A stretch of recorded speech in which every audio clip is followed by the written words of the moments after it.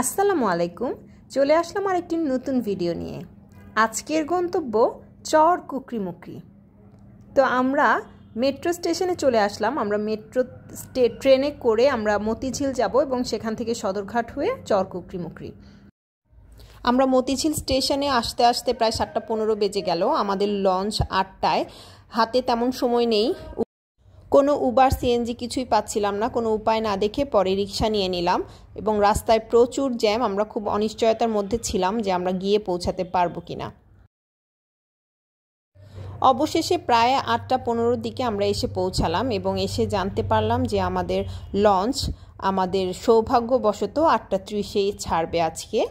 So আমরা মোটামুটি timely এসে পৌঁছেছি। টাইমলি না, আসলে লঞ্চটা একটু ডিলে করাতে আমরা টাইমলি এসে পৌঁছাতে পেরেছি। তো আমরা আমাদের লঞ্চটা খুঁজছি। আমাদের টিকিট ছিল কর্ণফুলী 10-এ। তো আমরা লঞ্চ খুঁজে নিয়ে লঞ্চে উঠে পড়লাম এবং আমাদের ক্যাবিনের দিকে হাঁটা শুরু করলাম।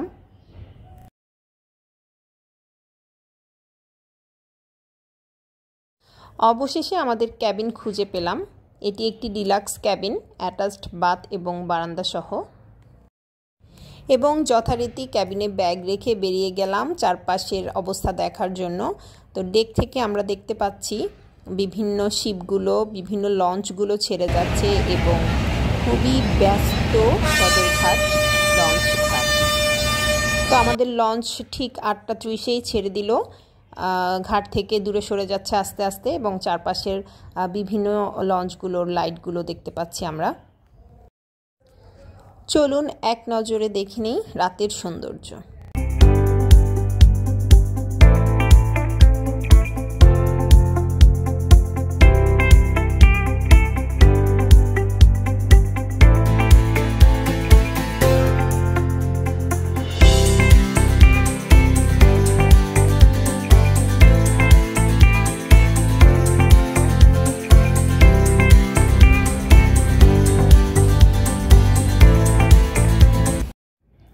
এখন ভোর 5:30 বাজে।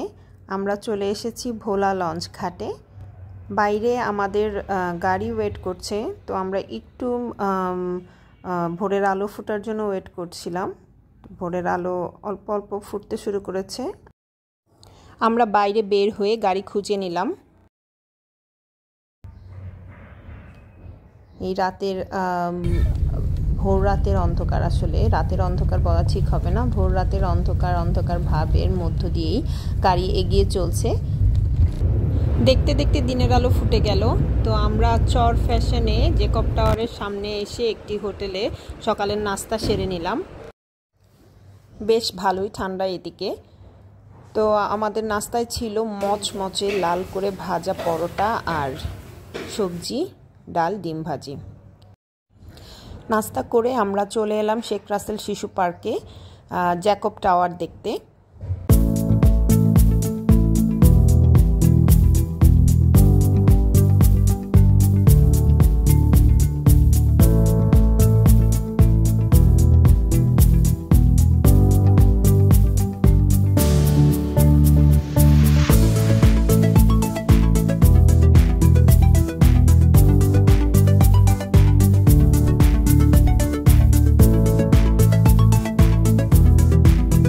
আমরা যেহেতু অনেক সকালবেলা এসেছি, সো এখন হচ্ছে টাওয়ারের ভিজিটিং আওয়ার ছিল না, সো টাওয়ার অফ ছিল, আমরা টাওয়ারের উপরে উঠতে পারিনি।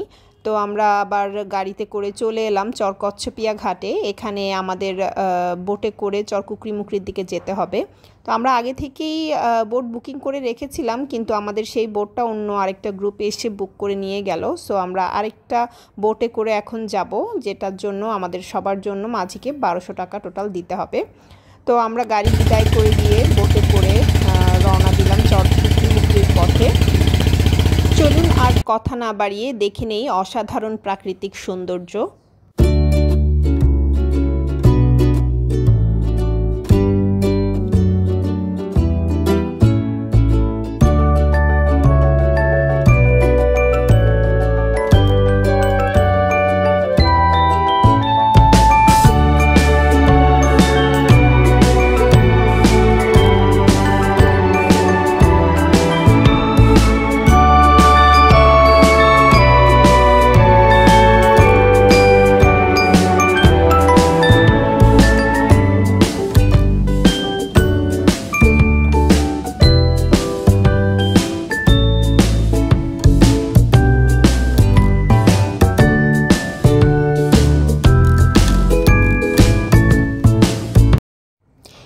জায়গায় এসে আমাদের বোটটা নষ্ট হয়ে গিয়েছিল বলতে বোটের ইঞ্জিনের স্টার্ট বন্ধ হয়ে গিয়েছিল। তো মাঝি আবার সব ঠিকঠাক করে দেখছিলেন। তো আমাদের মনে হচ্ছিল যে এই জায়গায় যদি আমরা ক্যাম্পিং করে ফেলতে পারতাম, এত সুন্দর জায়গা।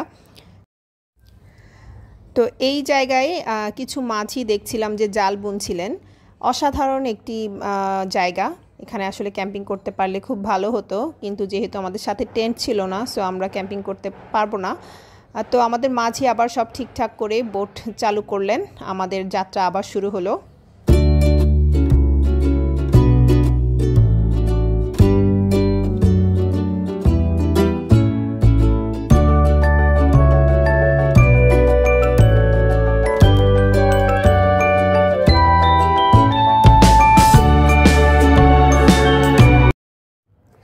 2 পাশে ম্যানগ্রোভ ফরেস্টের সারি শুরু হয়ে গিয়েছে। ম্যানগ্রোভ ফরেস্ট বলতে এই গাছগুলো জোয়ারের সময় অর্ধেক পানিতে ডুবে থাকে এবং এগুলোর শ্বাসমূল থাকে যেগুলোর মাধ্যমে তারা অক্সিজেন নেয়। এই জন্য এই গাছগুলোকে ম্যানগ্রোভ গাছ বা এই বনাঞ্চলকে ম্যানগ্রোভ ফরেস্ট বলা হয়। আমরা প্রায় চলে এসেছি, ওই যে দেখা যাচ্ছে চর কুকরিমুকরি দ্বীপের ওয়াচ টাওয়ার। তো ওয়াচ টাওয়ারের পাশটা হচ্ছে চর কুকরিমুকরি আর এই পাশটা হচ্ছে নারিকেল বাগান এরিয়া বলে। আমরা এখানেই মানে নারিকেল বাগান এরিয়াতেই হচ্ছে ক্যাম্পিং করব।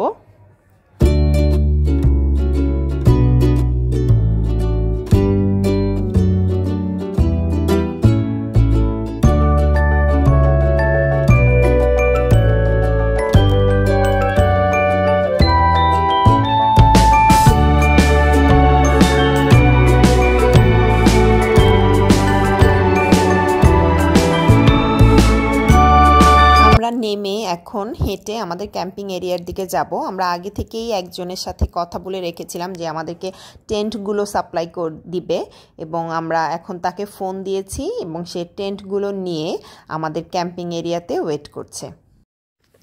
আমি ডেসক্রিপশন বক্সে তার ফোন নাম্বারটা অ্যাড করে দিব, আপনারা চাইলে কেউ যদি ক্যাম্পিং করতে চান যোগাযোগ করে আসতে পারেন, অথবা নিজেরা যদি আপনারা টেন্ট নিয়ে আসেন সেই ক্ষেত্রে আপনারা নিজেরাও এখানে ক্যাম্পিং করে থাকতে পারবেন।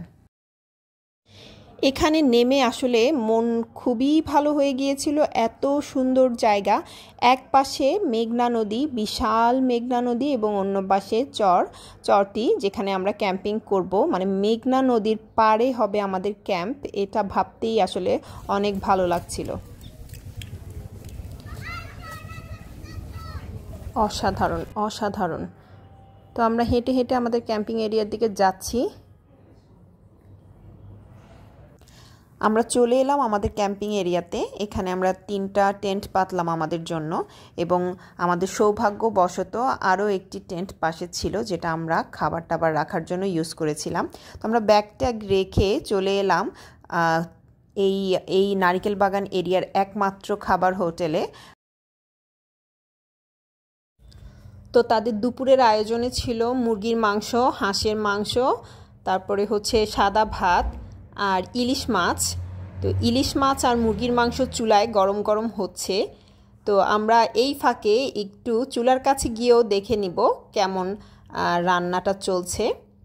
এই যে এটা হচ্ছে তাদের রান্নার জায়গা এবং চুলায় আছে মুরগির মাংস আর হচ্ছে ইলিশ মাছ। তো এখান থেকেই আমরা গরম গরম মুরগির মাংস আর ইলিশ মাছ নিয়ে খেতে বসলাম। আর খাবার টেবিলের বসে জানালা দিয়ে এরকম অসাধারণ দৃশ্য দেখে খেতে অনেক ভালো লাগছিল। তারপর আমরা খাওয়া শেষ করে চলে এলাম ঘাটে এবং এখান থেকে একটা ছোট্ট নৌকা নিয়ে আমরা ওই পাশে চলে যাব চর কুকরিমুকরিতে। তো এখন আমরা চর কুকরিমুকরির দিকে যাচ্ছি। জাস্ট অল্প একটু জায়গা, জাস্ট পার হওয়া। আমরা চলে এসেছি, এখন আমরা চর কুকরিমুকরিটা ঘুরে দেখব। এটা হচ্ছে চর কুকরিমুকরির ওয়াচ টাওয়ার। এটা শুটিংয়ের কাজে ব্যবহৃত হয়। নর্মালি এটা তারা মারা থাকে এবং রাতের বেলা এটা বেশ যখন আলোগুলো জ্বলে ওঠে তখন অনেক সুন্দর লাগে। রাতের বেলা আপনাদেরকে আবার দেখাবো যে এটা দেখতে আসলে কেমন লাগে। তো আমরা এখন যাচ্ছি চর কুকরিমুকরির স্পটগুলো ঘুরে দেখতে এবং আমরা একটা অটো ঠিক করে নিয়েছিলাম। তো আমরা যাব ম্যানগ্রোভ ফরেস্টের ভেতর দিয়ে।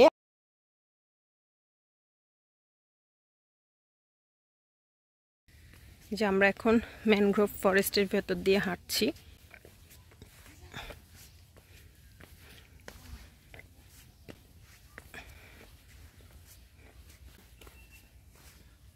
অটো ঠিক করেছি, 800 টাকা, সবগুলো স্পট ঘুরে ঘুরে দেখাবে। তো অটোর কাছে যাচ্ছি।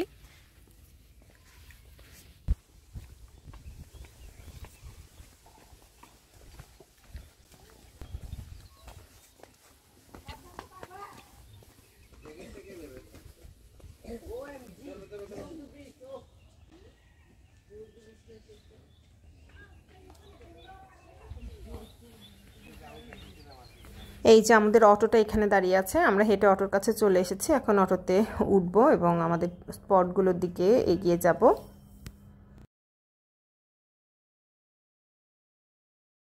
রাস্তা খুব একটা ভালো ছিল না, গ্রামের রাস্তা, তার উপর বৃষ্টি টিষ্টি হয়ে রাস্তা নষ্ট হয়ে গিয়েছে। তো আমরা চলে এসেছি। এখন আমরা যাব হচ্ছে সাসপেনশন ব্রিজ এবং মাকড়সার যেই জালটা এখানে বানানো আছে সেটা দেখার জন্য। তো এখানে টিকিট কেটে নিলাম, টিকিট কেটে ঢুকতে হয়। তো আমরা ভেতরে ঢুকলাম।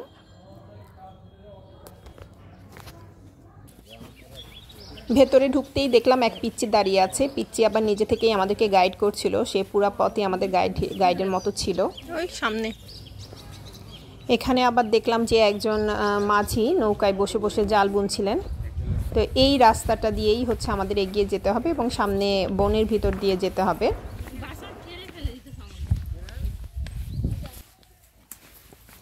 এই যে বনের ভিতর ঢুকে গেলাম। এখানে রাস্তা করাই আছে কিন্তু বনের মাঝখান দিয়ে রাস্তা, তো দেখে শুনেই যেতে হচ্ছে।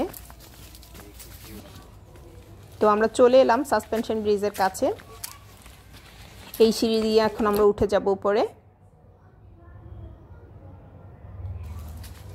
এখানকার আসলে দৃশ্যগুলো, এখানকার যেই প্রাকৃতিক দৃশ্য, এগুলো আসলে বলে বোঝানো যাবে না, অসাধারণ লাগছিল, ছবির মতো মনে হচ্ছিল। এই সেই সাসপেনশন ব্রিজ। তো এটার উপরে যখন উঠলাম মনে হচ্ছিল যে কোনো মুহূর্তে পড়ে যাব। অনেক কষ্ট করে এই পাশে এলাম এবং ব্রিজ পার হয়ে এখন আমরা বনের ভিতর দিয়ে যাচ্ছি সেই মাকড়সার জাল দেখার জন্য। বিখ্যাত সেই মাকড়সার জাল, এটাই সেই বিখ্যাত মাকড়সার জাল যেটা দড়ি দিয়ে বানানো, বিশাল, এবং এটার একেবারে মাথায় উঠা যায়। যদিও আমি মাথায় উঠতে পারিনি কারণ আমার খুবই ভয় করছিল, অনেক ট্রাই করেছিলাম। তো এখন আমরা ফিরে যাচ্ছি। এই পাশটা আপনাদেরকে একটু দেখিয়ে দেই। এখানে ম্যানগ্রোভ ফরেস্ট এবং জোয়ারের সময় এই পাড়টা পুরাই পানিতে ডুবে থাকে। শ্বাসমূলগুলো দেখে মানে একটা ভয়ই লাগছিল। তো আমরা ওখান থেকে বের হয়ে চলে এলাম 0 পয়েন্টে। বাগান রোড বলে এই জায়গাটাকে। এর দুই পাশে হচ্ছে ম্যানগ্রোভ ফরেস্ট এবং মাঝখান দিয়ে রাস্তা। এই যে ম্যানগ্রোভ ফরেস্ট, এর মাঝখানে যেই খালের মতো জায়গাটা আছে, এখানে জোয়ারের সময় পানি থাকে এবং এই পাড়টা হচ্ছে রাস্তার একেবারে শেষ মাথা, যেটা হচ্ছে জোয়ারের সময় পানিতে ডুবে থাকে। এখন হচ্ছে ভাটার সময়, তাই পানি অনেক নিচে নেমে গিয়েছে, কিন্তু জোয়ারের সময় রাস্তার অনেকটুকুই পানিতে ডুবে থাকে, যেটার কারণে এটাকে 0 পয়েন্ট বলা হয়। আর এই পাশে গোধূলির আভা দেখা যাচ্ছে, সূর্য প্রায় এখন ডুবে যাবে একটু পরেই। তো আমরা সবাই এই ফাঁকে একটু ছবি টবি তুলে নিলাম। তো এখন আমরা ফিরতি পথ ধরেছি, বাগান রোডের মাঝখান দিয়ে যাচ্ছি, অনেক সুন্দর, অনেক ভালো লাগছিল। তো আমরা এখন যাব হচ্ছে দ্বীপের একমাত্র গেস্ট হাউসে। এই যে আমরা চলে এসেছি গেস্ট হাউসটা, এখন আমরা ঘুরে দেখব।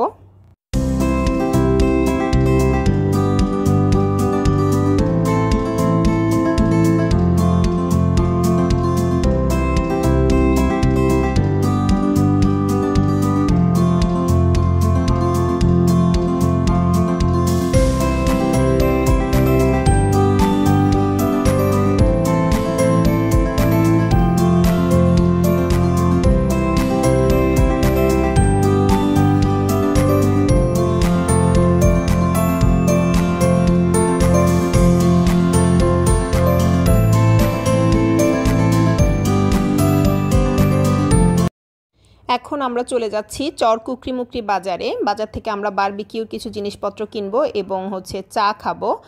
তো এই যে এটা হচ্ছে চরকুকরিমুকরি বাজার।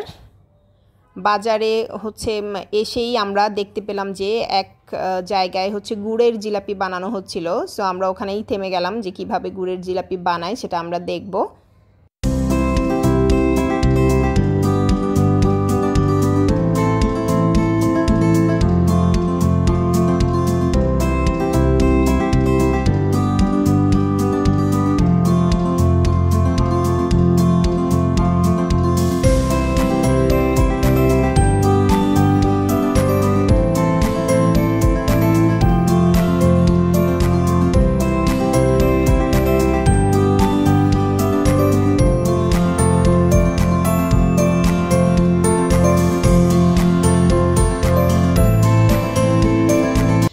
বাজারে জিলাপি, ছোলা, সিঙ্গারা খেয়ে বারবিকিউ জিনিসপত্র নিয়ে এখন আমরা এলাম চা খেতে। এখানে নাকি খুব ভালো গরুর দুধের চা পাওয়া যায়, আমাদের অটোওয়ালা মামা আমাদেরকে নিয়ে এসেছে।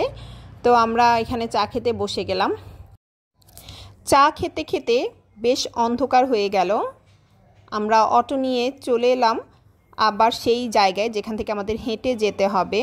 তো আমরা মনে মনে ভাবছিলাম যে কিভাবে অন্ধকারে এই বাঁশের চিকন সাঁকো পার হব, আবার ম্যানগ্রোভ ফরেস্টের ভেতর দিয়েও আমাদের যেতে হবে। তো বেশ একটু ভয় নিয়েই আমরা ম্যানগ্রোভ ফরেস্টের ভেতর দিয়ে হাঁটছিলাম, কারণ এই যে লম্বা লম্বা শ্বাসমূলগুলো এগুলো কোনোভাবে পায়ে বেঁধে গেলে বা পায়ে ঢুকে গেলে রক্তারক্তি অবস্থা হওয়ার চান্স আছে। তো আমরা সাবধানে হাঁটছিলাম।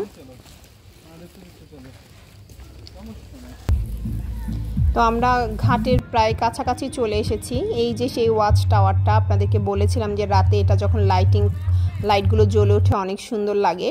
তো ঘাটে এসে আমরা দেখলাম যে কোনো মাঝি নেই, কারণ এখন ভাটার সময় পানি অনেক নিচে নেমে গিয়েছে, এই পাশে কোনো নৌকা আসলে রাখা পসিবল না। তো আমরা এই পাশ থেকে জোরে হাঁক দিলাম, একজন মাঝি ওই পাশ থেকে নৌকা নিয়ে এসে আমাদেরকে পার করে নিয়ে গেলেন। কাদা মারিয়ে নৌকায় উঠতে বেশ বেগ পেতে হয়েছিল।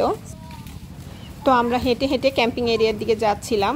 রাতে বারবিকিউ করার ইচ্ছা, কিন্তু আসলে বারবিকিউর কোনো কিছুই আমাদের সাথে নেই, শুধু আছে চিকেন আর মশলা, আর কিছুই আসলে প্রিপারেশন নেওয়া নেই। তো আমরা ঠিক করেছিলাম যে আমরা বন থেকে কাঠ কুড়িয়ে এনে তারপর হচ্ছে আগুন জ্বালিয়ে বারবিকিউ করব। তো এসে আমরা একটু চা খেয়ে নিলাম।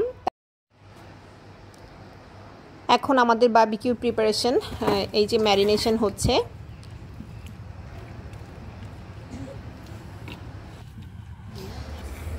আর এই হচ্ছে আমাদের বারবিকিউর মেইন প্ল্যানার অ্যান্ড অ্যারেঞ্জার। উনি হচ্ছে ভাইয়াই হচ্ছে বন থেকে কাঠ কুড়িয়ে এনেছেন এবং এনে এইভাবে ক্যাম্প ফায়ার করেছেন। ক্যাম্প ফায়ারের আগুনেই হচ্ছে আমরা মুরগি পুড়িয়ে বারবিকিউ করেছি। তো ওনারা বারবিকিউ অ্যারেঞ্জ করতে করতে আমরা মেয়েরা গিয়ে হচ্ছে দ্বীপের একমাত্র রেস্টুরেন্ট থেকে কয়েকটা পরোটা অর্ডার দিয়ে এলাম। এই যে এভাবে ক্যাম্প ফায়ারের উপরে আমাদের মুরগি পোড়ানো হয়েছিল। তো বারবিকিউ শেষ, এখন খাওয়া দাওয়ার পালা।